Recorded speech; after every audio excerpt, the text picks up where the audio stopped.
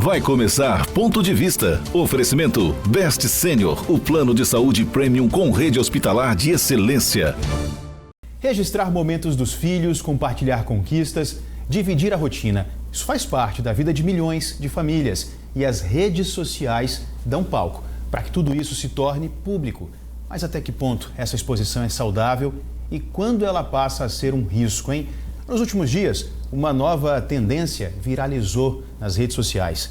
Pais utilizando os próprios filhos para divulgar os negócios nos perfis das empresas em tom leve, descontraído, mas que levanta uma discussão séria sobre limites, privacidade e proteção.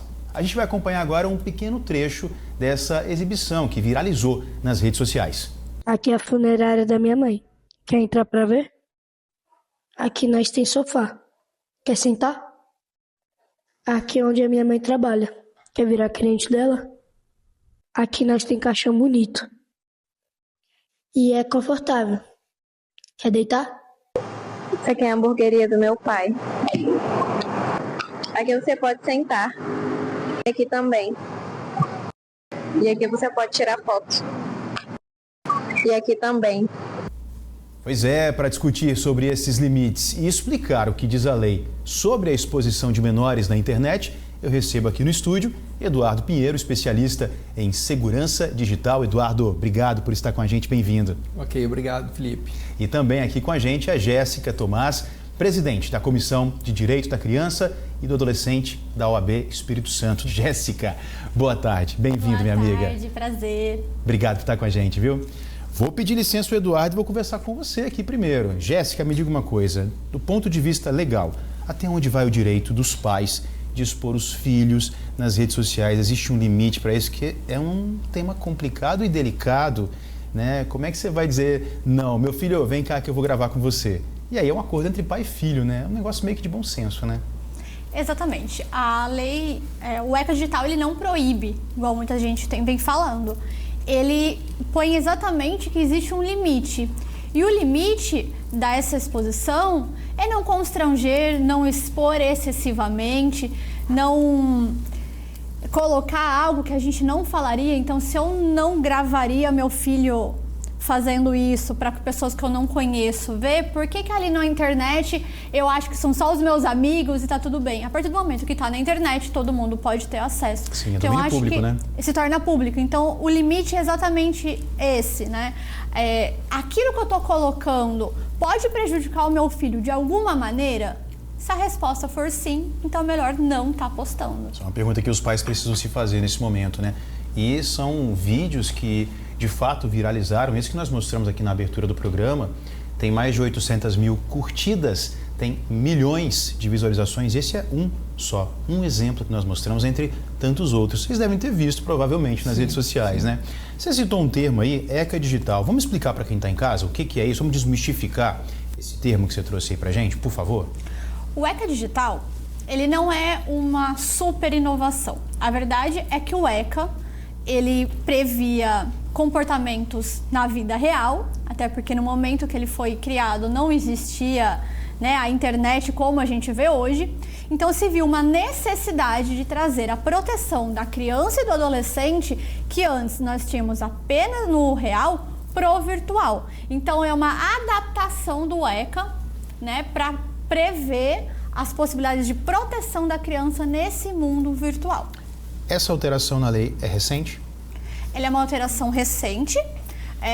O projeto não foi de agora, não foi corrido, igual muita gente acha que surgiu agora. Muitas pessoas vêm chamando de lei FELCA. Então a lei ela não foi criada por conta do FELCA, ela só acelerou um projeto que já existia.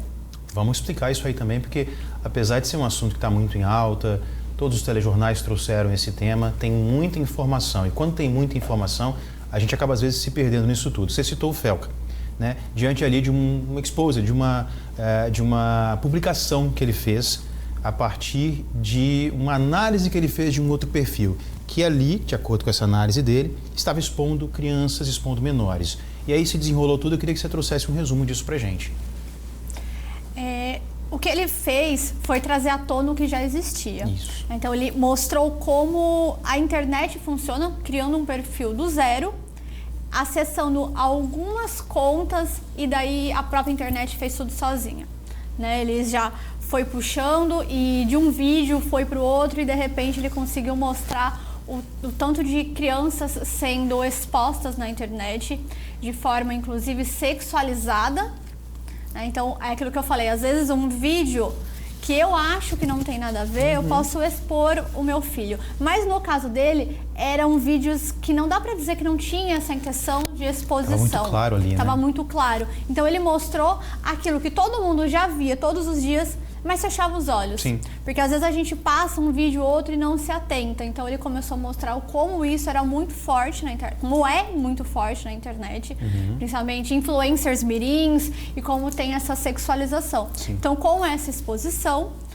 a lei acabou sendo acelerada, aquilo que já existia, né? Então a gente passa a ter esse ECA digital para a proteção das nossas crianças e adolescentes no ambiente digital. Uma discussão que veio à tona com muita força, né? A partir também disso, claro, já estava se falando sobre isso, mas com esse trabalho que ele fez ali de expor o que todo mundo estava vendo e ninguém falava, acelerou esse processo. Publicar sem o consentimento da criança pode gerar algum tipo de responsabilização para os pais?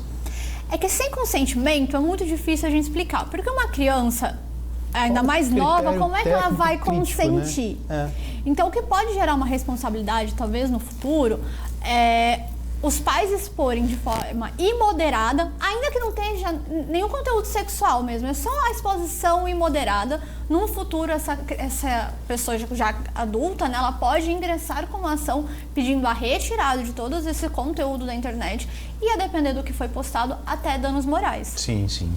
Eduardo Pinheiro, nosso especialista em segurança digital. Eduardo, na sua opinião de especialista, por que essa exposição ela ficou tão comum? É muito fácil acessar. Qual é o principal risco dessa exposição nas redes sociais, na sua opinião? Então, Felipe, a gente vive na era da transformação digital, né? Tudo está migrando para a internet, inclusive as pessoas mal intencionadas e os crimes. E muitas vezes os pais não conseguem enxergar isso, muitas vezes os pais não conhecem até o universo que os filhos estão vivendo.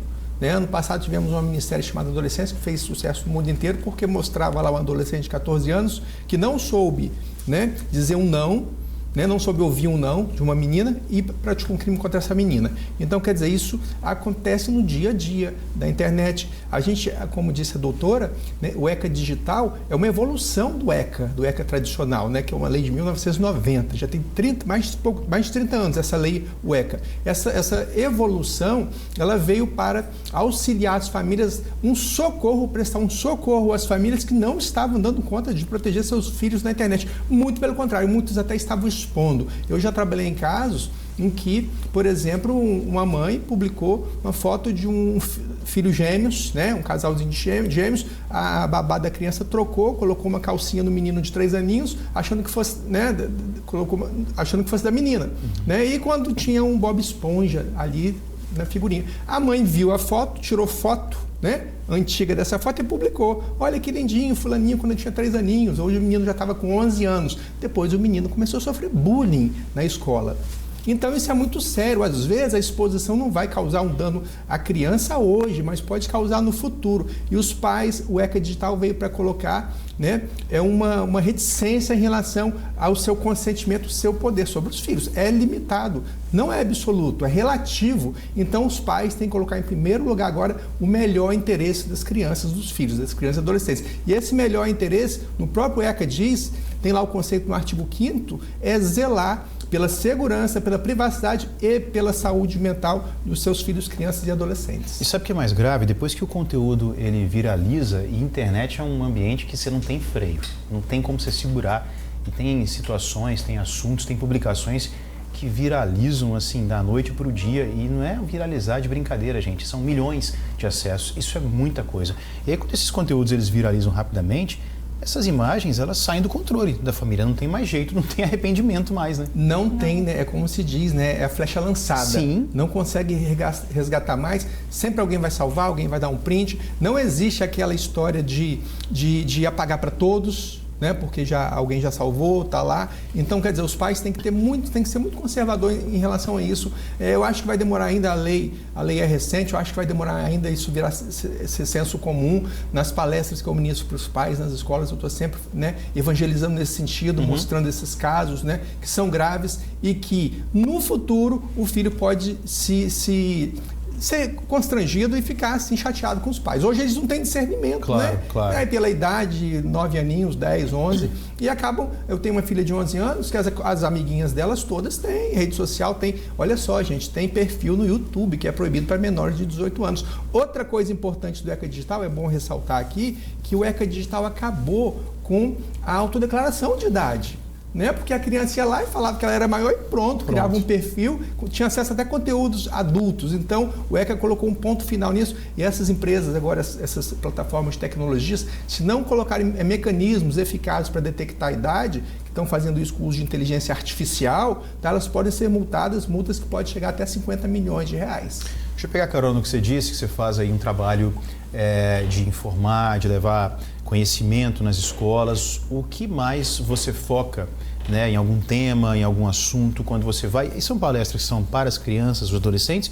Os pais também participam, além dos professores, claro, que estão ali, né? Então, os pais também participam. Como é que funciona? A gente começou, né, com essas palestras em 2006, quando a gente viu lá na Delegacia de Crimes Cibernéticos como era alto o índice de crianças e adolescentes envolvidos em crimes online, e a gente começou ministrando essas palestras para os adolescentes. Depois as escolas começaram também a perceber que os pais estavam vendidos na história, não sabiam como proteger o filho, né, como lidar com aquela situação, então começaram a solicitar essas palestras para os pais também, que é muito importante conscientizar o pai, conscientizar a mãe de que a internet é rua. A internet é a rua de 30 anos atrás. Então a gente precisa, os mesmos riscos, eu sempre pergunto para os pais e para a mãe, você sabe a senha do celular do seu filho? Você sabe a senha da rede social do seu filho ou da sua filha? Você sabe com quem eles estão conversando online? Se não sabe, você pode estar com um estranho dentro de casa. Então é bom a gente fazer esse alerta, sacudir os pais. Isso deve ser um choque, hein? Sim, para eles colocarem o pé na realidade. E como é que eles reagem quando você traz isso? Eles perguntam, eles se envolvem, cara de preocupação? É cara de preocupação. Sorriso vai murchando. Né? Sorriso vai murchando e a gente mostra a realidade e eles se identificam. O mais interessante é que eles se identificam, né? Porque eu pergunto para o pai e para a mãe, imagina essa cena, seu filho dentro de casa, né? Dentro do quarto dele, com a porta fechada, luz apagada e celular na mão. Você sabe com quem que ele está conversando? Né? Talvez ele esteja conversando com uma pessoa que você jamais deixaria entrar na sua casa. Sim. Então a gente precisa dar esse sacode nos pais. Eu sou pai também, eu tenho uma filha de 11 anos e ela sofre pressão na escola porque ela não tem essas ferramentas, ela não tem WhatsApp, ela não tem rede social, porque ela não tem idade para isso, porque as idades indicativas desses aplicativos é 13 anos, está lá nos termos de uso, só que ninguém lê termos de uso, Felipe, infelizmente. Essa era a próxima pergunta. Então 13 anos, isso é o quê? Para o WhatsApp? Ou as principais plataformas, 13 anos. Na Europa, a União Europeia, são 16 anos, tá? 16 anos, então aqui no Brasil são 13 anos, e os pais, mesmo após completar 13 anos, os pais devem exercer o dever de vigilância, é dever, não é direito, está no artigo 227 da Constituição, o dever de educação e vigilância, e no artigo 4º do Estatuto da Criança e do Adolescente. Então você pai, você mãe, você tem dever, não é nem direito. Às vezes perguntam para mim, mas isso não é invadir a privacidade da minha filha de 13, 14 anos? Eu pergunto, criança e adolescente tem privacidade? Até tem, mas é relativa, porque a privacidade está no nível, a segurança está no nível muito superior. E no meio disso tudo tem o discernimento, que a criança ainda está, a criança e o adolescente ainda estão ali fazendo isso. E aí a gente pensa na privacidade dela, mas eu vou mexer no celular, tem privacidade. Mas eles se esquecem da privacidade quando coloca na internet. Então, assim, a privacidade de olhar o celular, eu não vou mexer porque tem privacidade. Mas o que está sendo feito na internet para todo mundo... Porque perdeu, né? A partir do momento que está na internet, acabou a privacidade. Claro, claro. Você comentou sobre as regulações que acontecem lá fora, na Europa ou em outros países. Você tem acompanhado isso? É muito diferente do que está aqui no Brasil? A gente está muito atrás, a gente está conseguindo encostar? Porque eu sei que é uma caminhada, é uma construção, gente, até cultural muitas vezes. Com certeza. Né? Então isso requer tempo, requer amadurecimento. A gente percebe que a China está querendo limitar o uso de smartphone para os jovens até 2 horas por dia. A Suécia agora vai tirar as telas das escolas. Né? A Suécia está com um programa agora de 86 milhões de euros para comprar caderno, lápis e borracha para as crianças voltarem lá, porque existem estudos que falam que o aprendizado é maior quando a criança está escrevendo no caderninho de forma tradicional. Talvez isso um dia chegue nesse espalho pelo mundo, essa onda, né, de tirar as telas das escolas e voltar àquela educação tradicional. Eu quero muito fazer aqui algumas outras colocações, algumas outras perguntas, mas vou fazer o seguinte...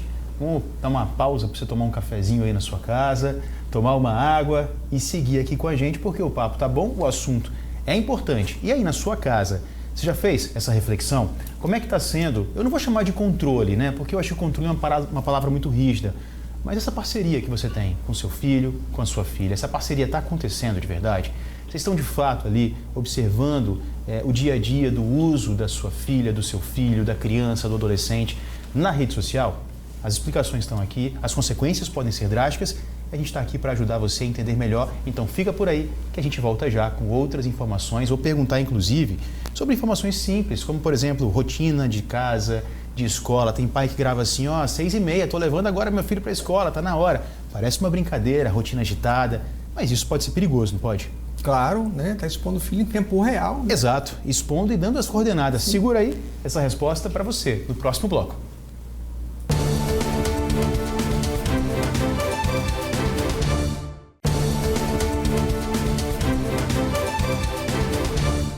De volta com Ponto de Vista, na sua companhia e na companhia de Eduardo Pinheiro, especialista em segurança digital, e também com Jéssica Tomás, presidente da Comissão de Direito da Criança e do Adolescente da OAB Espírito Santo. Estamos aqui falando sobre os riscos da exposição excessiva na internet, principalmente quando as crianças que ainda estão ali criando uma consciência crítica, ainda não têm um discernimento tão grande, crianças, adolescentes, quando elas tomam a frente disso e os pais perdem o freio, aí o risco pode ser ainda maior.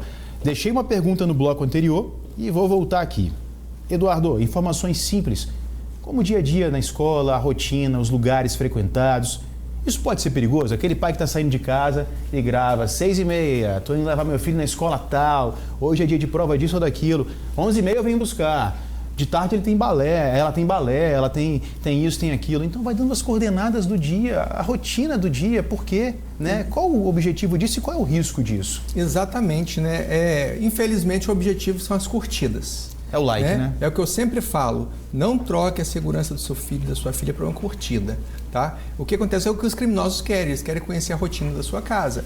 Eu acompanhei um caso, na época que eu era da Delegacia de Crimes Cibernéticos, em que a família postava em tempo real onde estava, né? Estava fazendo uma viagem na Europa, quando eles chegaram, encontraram a casa vazia, limpa, e um bilhete em cima da porta, em cima da mesa. Próxima viagem, favor, avisar novamente, postar fotos na internet. Meu Deus. Desse jeito. Então, mesma coisa se aplica a criança e adolescente. Você não pode expor seu filho dessa forma. Mostrar onde ele estuda, lugar que ele faz uma natação, que ele faz, né, um esporte qualquer. Então, isso é exposição. E exposição é risco. Hoje em dia, pai e mãe, né, diante da transformação digital, da conversão digital, a gente, tudo que faz em relação aos nossos filhos, nós precisamos fazer avaliação de risco, senão a gente acaba expondo e deixando nossos filhos vulneráveis. Se essa exposição já é perigosa para adultos, eu sempre oriento adultos não fazerem isso em relação a si próprios, que dirá para crianças e adolescentes. Deixa eu ver se eu consigo fazer uma conexão aqui, você vai me dizer se eu estou certo ou estou errado. A partir do momento que você começa a expor ali a rotina do seu filho, da sua filha, sua própria rotina, né, de trabalho, a hora que você vai, a hora que você vem, com imagens, com áudio, com vídeo, com tudo, você está dando margem à possibilidade de golpes, aqueles golpes. Oi, estou com seu filho aqui, estou precisando, está aqui na escola tal. No mesmo horário, por exemplo, que esse filho está naquela escola, você está dando as cartas para o golpista falar assim, tá fácil para mim. É isso. Sim, perfeito, né? Você está dando aí ensejo ao golpe do falso sequestro.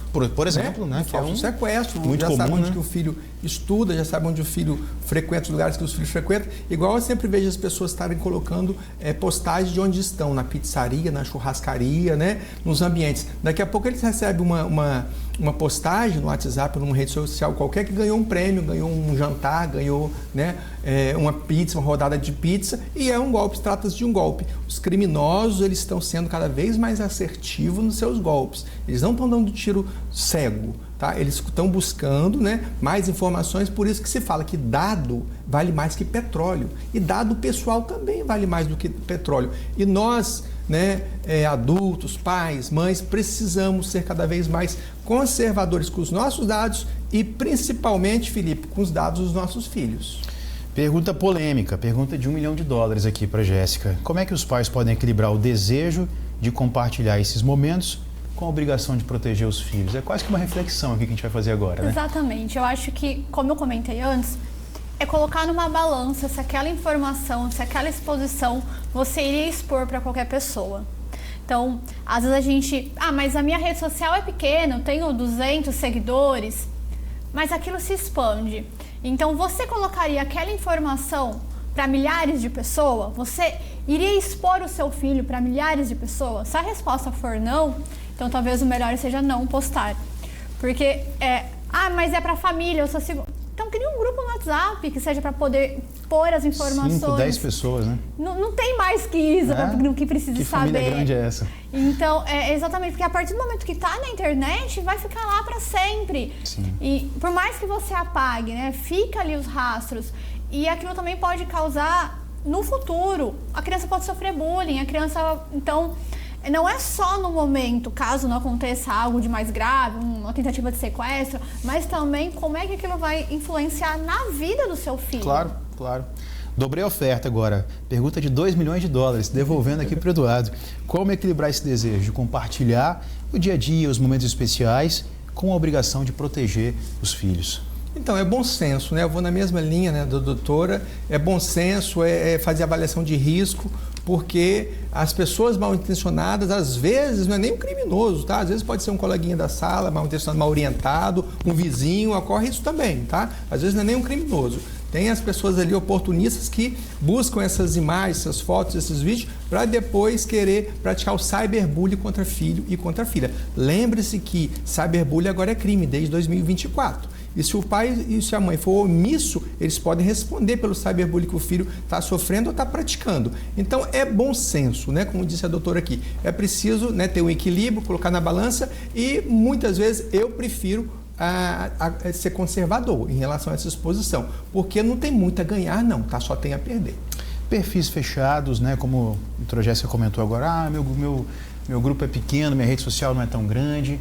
Os perfis fechados, eles resolvem o problema ou isso é uma falsa sensação de segurança? Porque sempre tem um parente, um amigo que está ali e fala assim, gente, olha aqui, você viu isso, não sei o quê. E aí sai de um que vai para outro, que vai, e começa a girar.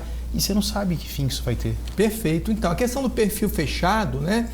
Privado, isso aí é um mecanismo da tecnologia. Eu sempre falo que segurança digital não é somente usar a tecnologia, é você associar tecnologia com comportamento. Comportamento é tudo também. Não adianta o perfil estar fechado, mas o adolescente ali, ele tem acesso a outras redes, ele pode ficar exposto em outros meios, como por exemplo o WhatsApp. Então, o pai e a mãe precisam no dia a dia, e o ECA Digital no artigo 3º salienta isso, exercer o quê? A vigilância ativa e contínua. Não adianta você bloquear ali uma ferramenta, a mesma coisa eu digo em relação aos aplicativos de controle parental. Né? O aplicativo de controle parental é uma excludente de licitude que garante aos pais, que está lá no artigo 29 do Marco Civil da Internet, garante aos pais até instalar isso no aplicativo, no celular dos filhos, no aparelho dos filhos, para exercer essa vigilância. Mas muitas vezes, pai e mãe acham que porque instalou o aplicativo de parental, já está tudo resolvido. E não é assim, porque tem as brechas, tá? E os pais precisam estar cientes disso e levar a questão do comportamento, do diálogo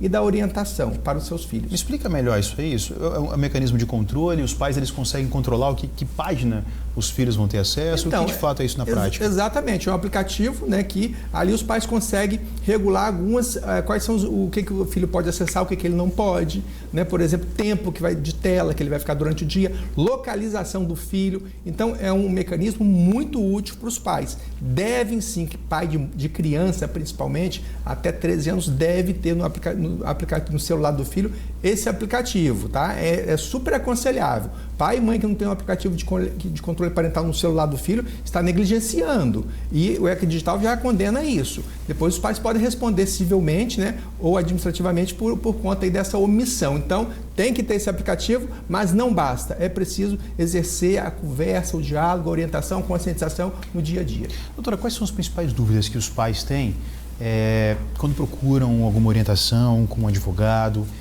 Quando algo viralizou e fugiu do controle, como a gente comentou no início do programa, quais são as dúvidas mais comuns que a senhora vê no seu dia a dia ligado a isso? Eu acredito que seja exatamente qual é o limite.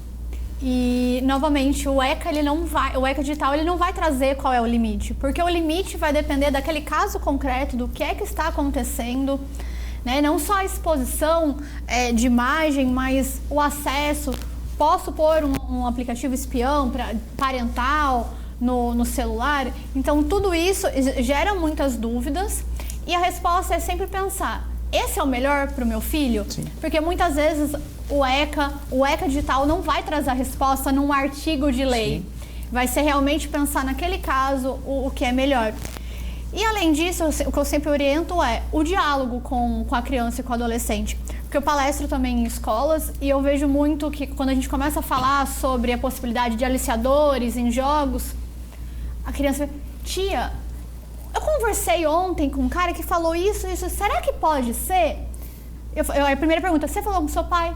Não. Então, assim, falta esse diálogo. E de todas as escolas, não teve uma que não chegou alguma criança me contando um caso que possivelmente, tá claro, posso afirmar, que pode ser, né? Que possivelmente Sim. se trata de algum aliciador. Sim. Porque eles estão onde as crianças e adolescentes Sim. estão. E aí falta esse diálogo. Às vezes o pai impõe, não vai mexer, o que não vai adiantar. Sim. Então, realmente, é o diálogo e o bom senso. Para a gente poder encerrar, na sua opinião, houve um avanço do que era, do que já foi esse ambiente virtual para o momento atual? Um avanço na proteção. E claro que ainda tem muito mais o que fazer, é sempre uma evolução constante. A internet está sempre em evolução, os golpes mudam o tempo inteiro, a forma de abordagem muda o tempo inteiro. Então é algo que uma vigilância que nunca vai cair. Mas do que era para o que foi, do que está agora, né? E o que pode caminhar. Você acha que houve uma evolução? A gente teve uma evolução muito grande, que até então a gente se utilizava de um artigo ou outro já do ECA, mas não tinha nada muito expresso para a internet.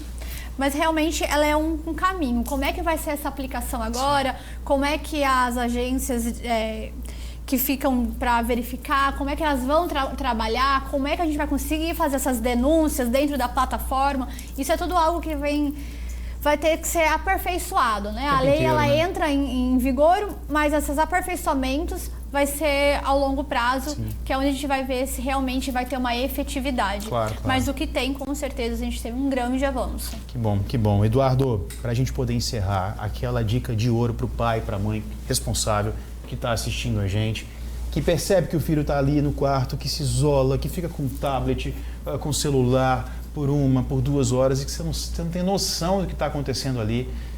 Ouça o Eduardo agora, que é importante. Então, você pai, você mãe, seja mais presente na vida do seu filho no mundo físico. O seu filho não precisa de um pai e uma mãe perfeito. Eles precisam de um pai e uma mãe presentes. Essa é a minha dica. Muito obrigado. Eduardo Pinheiro, especialista em segurança digital. Jéssica Tomás, presidente da Comissão de Direito da Criança e do Adolescente da OAB Espírito Santo. Bate-papo muito esclarecedor. Estou muito feliz com a presença de vocês, porque esse é um assunto que eu desconheço. Assim, praticamente todas as casas têm um computador, um celular ou um tablet que as crianças e adolescentes têm acesso. Então eu desconheço quem não tenha um ambiente virtual dentro de casa. Então o risco está muito perto. Nosso papel aqui é esse, o meu, em abrir o espaço, em abrir a discussão, para que a gente leve esse conhecimento para vocês e, claro, trazendo os especialistas que entendem e que têm muito a somar nessa discussão. Obrigado mais uma vez, gente. Eu que agradeço. Voltem sempre. Agradeço. Obrigado a você de casa pela companhia de sempre aqui no Ponto de Vista, às 2 da tarde, na sua TV Tribuna Band. Até a próxima.